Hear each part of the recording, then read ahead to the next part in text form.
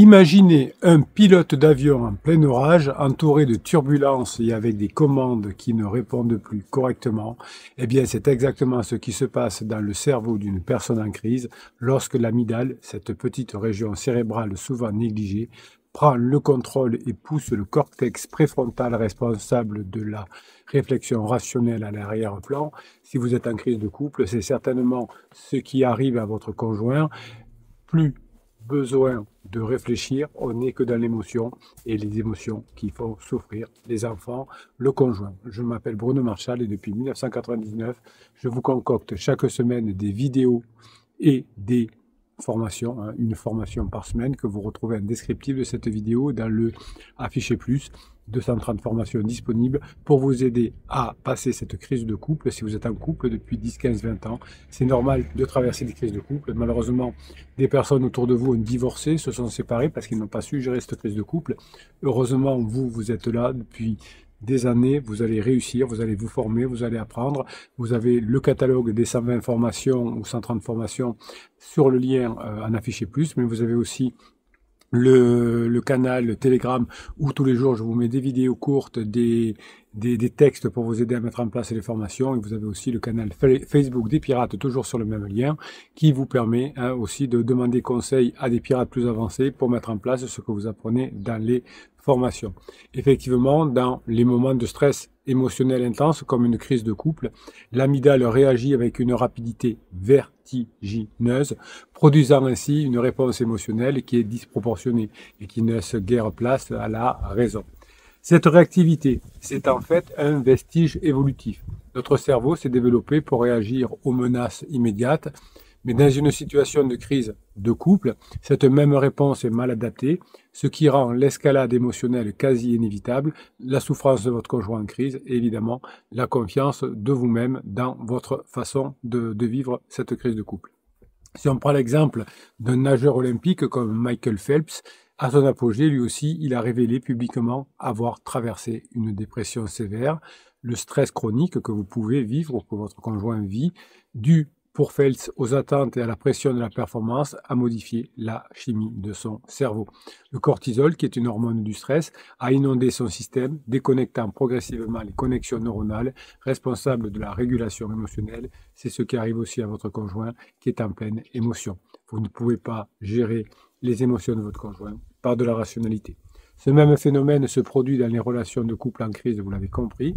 Les tensions accumulées et non résolues vont finir par surcharger le cerveau de votre partenaire, rendant impossible tout retour au calme sans une intervention consciente et novatrice. L'intervention consciente et novatrice, c'est vous qui allez le faire grâce à ce que vous apprenez dans les formations. Donc, quand votre conjoint est en crise, on pense souvent à une personnalité difficile, et quand on pense à une personnalité difficile, on imagine souvent des individus têtus, colériques, incapables de compromis. Souvent, vous me dites en coaching, mon conjoint est têtu. Vous avez d'ailleurs une formation qui s'appelle comme ceci, mon conjoint est têtu, au secours. Pourtant, la science nous apprend aujourd'hui que les comportements que vous vivez, ou que vit votre conjoint d'ailleurs, ne sont pas toujours des choix conscients. Votre conjoint ne choisit pas consciemment d'être comme ça. Ce sont plutôt des réponses adaptatives à des chemins neuronaux qui sont profondément ancrés. Si on prend le cas de Steve Jobs, qui était à la fois un génie visionnaire, mais qui était souvent décrit comme intraitable. Ces exigences élevées étaient en fait l'expression d'une rigidité neuronale où des schémas de pensée répétitifs, finalement, se renforçaient au fil du temps, rendant tout changement quasi impossible sans un effort conscient. Votre conjoint n'a peut-être pas envie de faire un effort conscient parce que vous avez commis des interdits, d'où le côté têtu, personnalité difficile de votre conjoint en crise. Évidemment, tout cela ressemble dans votre couple au cas Jobs ou au cas Phelps. La personne qui est en crise agit de manière rigide, non pas par choix, mais à cause d'un conditionnement progressif profond. Heureusement, vous avez la neuroplasticité, qui est cette capacité incroyable de votre cerveau à se reconfigurer et qui est souvent présentée comme l'espoir dans les neurosciences modernes. Grâce aux formations, vous allez pouvoir utiliser la neuroplasticité, changer votre comportement et donc changer la relation avec votre conjoint. Cette neuroplasticité, cependant, peut aussi jouer parfois un rôle néfaste dans une personne en crise. Prenons l'exemple de quelqu'un qui répète constamment les mêmes schémas destructeurs dans sa relation. Donc, par exemple, il va prendre plusieurs pansements à la suite. Eh bien, la répétition renforce les circuits neuronaux associés à la douleur émotionnelle et au conflit. C'est pour ça que votre conjoint va finir épuisé, parce qu'à force de renforcer les circuits neuronaux associés à la douleur, eh bien, votre conjoint va finir épuisé. La neuroplasticité à ce stade est devenue pour votre conjoint comme pour votre couple un ennemi silencieux. La neuroplasticité finit par solidifier les habitudes négatives au lieu d'aider à en sortir. Heureusement, il existe un antidote. Réorienter cette plasticité en introduisant dans votre relation avec votre conjoint des schémas positifs, ce qui nécessite de rompre radicalement avec les réactions habituelles. Heureusement, c'est ce que vous apprenez à faire chaque jour dans les diverses formations. Une erreur classique d'ailleurs dans une situation de crise, c'est de penser que l'on peut contrôler les émotions négatives de l'autre en étant direct, fort, même en s'imposant, en mettant des ultimatums. C'est une stratégie qui est malheureusement vouée à l'échec. Quand Serena Williams a éclaté de colère lors de la finale de l'US Open, c'était en 2018, ses cris, sa frustration face à une situation qu'elle percevait comme injuste n'ont fait qu'aggraver son état émotionnel. Tout comme dans votre relation de couple, plus vous essayez de prendre le contrôle des émotions de votre conjoint, plus vous activez son système émotionnel qui vont intensifier leurs réactions négatives. Alors pour vous aider, vous pouvez pratiquer l'exercice du réveil cognitif. Vous observez un comportement réactif que vous avez avec votre conjoint en crise, puis vous prenez 24 heures pour méditer sur cette réaction avant de répondre ou de réagir à nouveau, surtout si c'est par écrit.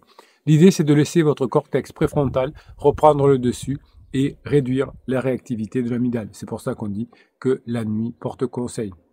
Du coup, vous allez pouvoir procéder à ce que j'appelle la réécriture neuronale, c'est-à-dire que vous allez imaginer que votre crise actuelle n'est pas réelle, mais c'est une scène de film. Vous allez réécrire la scène sous un angle différent en choisissant un dénouement où la confrontation est évitée. Tout cela va vous aider à reprogrammer vos circuits neuronaux pour envisager des réponses alternatives. Vous allez pouvoir écrire des scénarios alternatifs, par exemple, pendant 3 jours, chaque fois que vous sentez proche d'une confrontation avec votre conjoint, arrêtez-vous, imaginez 3 autres manières de réagir. Vous savez, dans votre tête, on imagine des scénarios. Faites cela avant d'agir, quand vous y pensez, pour entraîner votre cerveau, grâce à la neuroplasticité, à envisager des options beaucoup moins réactives. Imaginez-vous en train d'essayer d'éteindre un feu avec de l'huile plutôt que de l'eau. C'est exactement ce que vous faites lorsque vous vous confrontez directement avec votre conjoint en crise. Directement, c'est de mettre de l'huile sur de feu. L'opposition active l'amygdale de votre conjoint. L'amygdale, je vous le rappelle, c'est la partie du cerveau qui est responsable des réactions et de la peur et de la fuite. Face à une crise, finalement, certains conjoints vont adopter cette réponse de fuite, donc ils ne vous répondent pas à vos textos, à vos mails, ils ne répondent pas au téléphone, non pas finalement par lâcheté, mais souvent d'ailleurs par protection émotionnelle. Alors évidemment, pour vous, ça peut souvent apparaître comme quelque chose de très douloureux, ça peut vous sembler déconcertant, mais finalement, il s'agit d'un mécanisme de survie, la fuite de votre conjoint, qui est profondément ancré dans le cerveau de votre conjoint. Son but, se protéger d'une situation perçue comme douloureuse, menaçante. Quand vous avez, d'après votre conjoint, été pénible avec lui, a été menaçant, trop intrusif, il va prendre la fuite. Si on prend l'exemple de David Bowie, qui est une icône du rock and roll. En période de crise artistique, il a eu lui aussi personnel, comme tout le monde, il a fait sa crise. C'était dans les années 70. C'était dans sa période qu'on appelait berlinoise. Eh bien, Bowie a décidé de fuir Londres et la pression sociale pour se reconstruire loin des attentes du public. Il s'est coupé de son entourage et a choisi l'isolement pour redéfinir son identité, un peu comme votre conjoint. Cette fuite lui a permis de retrouver une nouvelle forme de créativité, certes, mais avec beaucoup de souffrance. Pour votre conjoint en crise, cette réaction peut ressembler à une retraite soudaine, à une distanciation émotionnelle, mais elle cache souvent aussi un besoin de réajustement et de survie émotionnelle. Évidemment, vous avez un outil qui va vous aider, c'est ce qui s'appelle la résilience, qui est cette capacité à rebondir après une épreuve, un processus que le cerveau peut cultiver, mais après des moments de stress intense, c'est plus difficile. Donc votre conjoint en crise, malgré sa distance, malgré ses comportements parfois erratiques, va retrouver au fur et à mesure du temps une forme d'équilibre. Évidemment, il lui faut du temps pour se reconstruire. Si on prend l'histoire d'Oprah Winfrey, c'est un exemple inspirant de résilience. Elle est née dans une famille pauvre, elle est née victime de violences dans son enfance. Oprah a traversé des moments de grande souffrance. Pourtant, elle a pu, elle aussi, transformer cette douleur en force. Vous allez vous aussi transformer cette douleur en force. Cette douleur qui a permis de redéfinir sa vie et devenir l'une des figures les plus influentes de la télévision mondiale.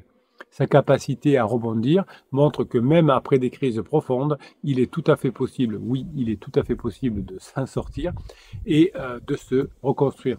De la même manière, votre conjoint peut, avec le temps, quand il aura traversé cette crise, va émerger plus fort à condition que vous lui ayez réservé un espace nécessaire à sa résilience et que cet espace nécessaire ait été construit grâce à votre savoir-faire, grâce à ce que vous apprenez. Évidemment, pendant la crise, il y a un phénomène qui est fréquent, c'est ce qu'on appelle la dissociation émotionnelle, où votre conjoint semble ne plus ressentir d'émotions positives vers vous.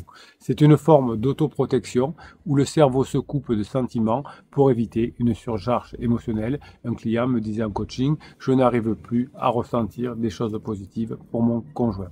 Cela peut donner l'impression que votre partenaire ne se soucie plus de vous, mais en réalité, il s'agit de mécanismes de défense inconscients pour se protéger. J.K. Rowling, avant de devenir l'auteur acclamé que l'on est de Harry Potter, a traversé une période de grande détresse émotionnelle elle aussi. Après un divorce difficile et des années de précarité, elle a avoué s'être sentie engourdie émotionnellement, se coupant des émotions pour survivre. Ce phénomène de dissociation est un mécanisme connu de défense qui est similaire à ce que traversent certains conjoints en crise, qui semblent émotionnellement distants, mais sont en réalité dans un état de protection mentale. Vous avez peut-être remarqué que votre conjoint évite de traiter les problèmes de front, notamment il va vous dire de vendre la maison, il va vous dire de vous occuper des impôts, etc. Eh bien, cela peut sembler souvent frustrant, mais il s'agit finalement d'une forme de procrastination émotionnelle pour ne pas trop détruire la relation auquel il est attaché, c'est-à-dire la vôtre. Le cerveau de votre conjoint est confronté à une surcharge d'émotions pendant sa crise. Il préfère remettre à plus tard la résolution des conflits pour éviter un stress immédiat où il sait qu'il peut tomber dans des moments de violence verbale, voire physique, vis-à-vis de vous. Je vous ai parlé tout à l'heure de Steve Jobs, qui illustre bien ce phénomène. Il a été connu pour sa capacité à éviter certains conflits et à remettre à plus tard des décisions importantes, notamment en ce qui concerne sa santé. Jobs a souvent procrastiné émotionnellement. Il a notamment refusé, pendant des mois, de traiter son cancer par des méthodes conventionnelles, préférant repousser la confrontation à sa maladie. Ce mécanisme, bien que dévastateur dans certains cas, est une stratégie que le cerveau met en place pour gérer l'inconfort émotionnel. C'est ce qui arrive souvent aussi à votre conjoint en crise, qui peut retarder la confrontation avec la réalité de la relation, notamment avec son pansement. Souvent, un conjoint en crise se tourne vers cette relation secondaire, ce pansement, pour trouver un refuge et pour trouver un soutien émotionnel. Ces relations, pansements, ne sont pas nécessairement le signe d'un désamour pour vous, mais peuvent agir comme un exutoire temporaire. Ces pansements sont souvent des tentatives de soulager la douleur intérieure, mais elles ne représentent généralement pas une solution durable. Un parallèle peut être d'ailleurs fait avec la vie de Michael Jordan lorsqu'il a pris sa première retraite du basketball en 1993 suite à la mort de son papa. Il a eu un besoin de se distancer de sa vie sportive. Jordan a tenté de combler le vide en jouant au baseball. Bien que ce changement de carrière soit vu pour certains comme une fuite, c'était une manière pour lui de gérer son deuil et son mal-être émotionnel. De la même façon, votre conjoint en crise peut chercher une forme d'échappatoire avec son pansement, une forme temporaire à travers cette relation qui n'amène souvent à rien, comme vous avez pu le constater avec les différents rebonds qu'a votre relation, la relation de votre conjoint avec son pansement. Heureusement, les pirates, qui sont des personnes plus avancées que vous, deviennent des amis et les amis vont jouer un rôle important pendant votre crise de couple. Le fait de vous faire aider à mettre en place les formations par les autres pirates vont vous aider. Vous avez besoin de cette épaule sur laquelle vous appuyez. Évidemment, votre conjoint a aussi des amis pendant sa crise, mais ce sont souvent des amis un peu tout pourris qui vont amplifier ces tensions. Souvent, les amis de votre conjoint en crise vont conseiller des actions qui ne sont pas toujours adaptées. Le cerveau humain est très influencé par son environnement social et les amis proches peuvent exercer une pression consciente ou inconsciente sur les décisions prises par votre conjoint.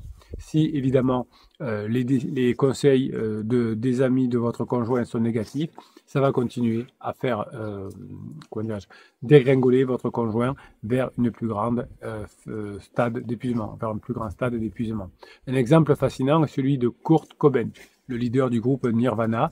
En proie à une profonde détresse mentale, Kurt s'est souvent tourné vers ses amis, mais ces relations ont parfois alimenté sa spirale descendante. Il était entouré de personnes qui ne comprenaient pas pleinement ses besoins émotionnels. Il a fini par se replier sur lui-même, cherchant dans ses amitiés une forme de réconfort qui n'était jamais suffisante. Cet exemple montre évidemment que les amis peuvent à la fois être des soutiens ou des sources de confusion, et cela peut influencer grandement la trajectoire d'une crise de couple. Les expériences relationnelles passées laissent des traces profondes dans notre cerveau, modifiant la manière dont nous vivons et réagissons à des nouvelles relations. Les schémas de comportement acquis dans des relations antérieures peuvent ressurgir en pleine crise, exacerbant des tensions. Si je prends l'exemple de Lady Gaga, avant de devenir la star mondiale reconnue, elle a traversé des relations complexes et traumatisantes qui ont laissé des marques profondes sur sa façon d'interagir avec les autres. Très souvent, dans ses interviews, elle a parlé de la manière dont ses anciennes relations ont influencé ses réactions face à des situations stressantes. Ces fantômes du passé sont un bon reflet de ce que traverse votre conjoint en crise, leur réaction actuelle étant souvent le fruit d'expériences relationnelles antérieures non résolues, d'où la souffrance de votre conjoint qui vous fait souffrir. Heureusement, vous êtes là, cette famille que vous avez autour de votre conjoint, que votre conjoint le veuille ou non, ça va jouer un rôle déterminant dans la dynamique de la sortie de crise de votre conjoint. Certaines familles vont apaiser les tensions, tandis que d'autres, consciemment ou non, les aggravent en prenant parti ou en projetant leurs propres attentes sur le couple. Vous allez faire ce qu'il faut pour récupérer votre couple et vous allez peut-être même vous faire aider par votre famille ou la famille de votre conjoint qui va éviter de mettre de l'huile sur le feu. L'exemple frappant, c'est celui de Prince Harry. Après sa relation tendue avec la famille royale, il a pris la décision de s'éloigner avec Meghan Markle pour protéger leur couple et leur bien-être mental. Cette crise familiale a profondément influencé la dynamique de leur couple, montrant à quel point l'environnement familial peut peser sur une relation. Dans le cas de votre conjoint, la famille peut également exercer une influence, qu'elle soit positive ou négative, sur la manière dont il ou elle, votre conjoint, gère la crise. Si vous briefez bien votre famille, si vous êtes bien avec votre belle famille et si vous êtes bien aussi calé, synchronisé avec votre famille, eh bien tout ça vous permettra de revenir en couple plus rapidement. Voilà, je vous souhaite le samedi que vous méritez, mes pirates adorés. Je vous kiffe et je vous kiffe grave. Oui, la crise de votre conjoint est difficile. Oui, la crise de votre conjoint vous a mis à mal, mais vous allez être capable de récupérer votre conjoint car vous avez tous les outils en descriptif de cette vidéo dans l'affiché plus. 220 formations, 230 formations qui vous permettent évidemment d'apprendre à gérer cette crise et à passer de l'autre côté. Vous ne serez pas de ceux qui ont malheureusement pas su gérer la crise et qui ont divorcé. Un divorce, ça coûte très cher, 20 000 € la première année, 10 000 € les années suivantes. Eh bien vous allez faire cette économie d'argent certes, mais aussi éviter les souffrances de vos enfants qui devraient déménager toutes les semaines avec leurs petites valises. Ben, ça, je n'en veux pas et je sais que vous allez y arriver. Je sais que vous n'en voulez pas non plus. Et ensemble, on va y arriver avec l'aide de tous les autres pirates. Mes pirates adorés, je vous kiffe et je vous kiffe grave. On se retrouve dans la journée sur des vidéos plus courtes. Sur le groupe Telegram et aussi évidemment on se retrouve dans la journée avec des textes toujours sur Telegram et bien sûr demander conseil pour mettre en application les formations sur le groupe Facebook des Pirates. Je vous kiffe et je vous kiffe grave mes pirates adorés.